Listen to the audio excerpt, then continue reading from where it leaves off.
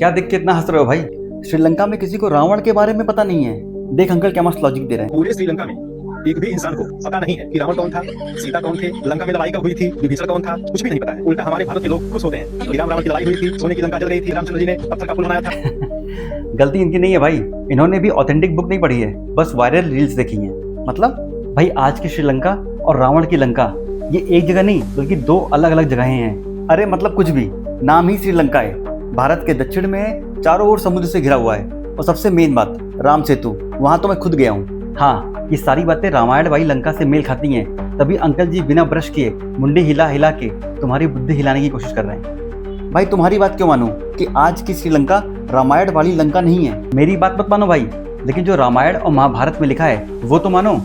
चलो पहले रामायण का रेफरेंस देता हूँ। वाल्मीकि रामायण किष्किंधा कांड सर्ग 58 श्लोक 20। भारत से लंका की दूरी 100 योजन बताई गई है। 1 योजन मतलब 8 से 13 किलोमीटर, तो 100 योजन मतलब 800 से 1300 किलोमीटर। जबकि आज की श्रीलंका भारत से केवल 30 या 35 किलोमीटर दूर है, तो ये दूरी मैच नहीं होती। सुंदर कांड में भी लिखा है कि हनुमान जी ने 100 योजन का समुद्र लांगा था, और युद्ध कांड में भी लिखा है कि राम सेतु 100 योजन लंबा और 10 योजन चौड़ा था।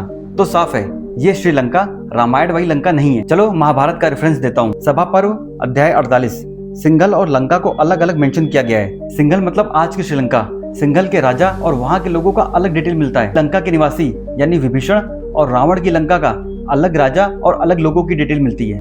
मतलब दो अलग जगहों की बात हो रही है, एक की नहीं। सभा पर्व और दिग्विजय पर्व में भी जब सहदेव विभीषण से समुद्र के किनारे मिलते हैं तो उन्हें लंका का राजा बोला गया है, सिंघल का नहीं। तो फिर श्रीलंका को रामायण वाली लंका क्यों बोलते हैं? देखो कई कालखंड में इतिहास बन जाता है जातक कथाएं, और जातक कथाएं बन जाती हैं कहानियां, और फिर जितने मुंह उतनी कहानियां। तो ऐसे समझ लेते हैं कि आज की श्रीलंका रामायण में वर्णित श्रीलंका से काफी मैच करती है। भारत के दक्षिण में होना, समुद्र के चारों तरफ से घिरा होना, और राम सेतु भी उसी तरफ जा रहा है। तो लोगों ने कई 100 सालों में जातक कथाओं के आधार पर श्रीलंका को ही रामायण वाली लंका मान लिया। Make sense.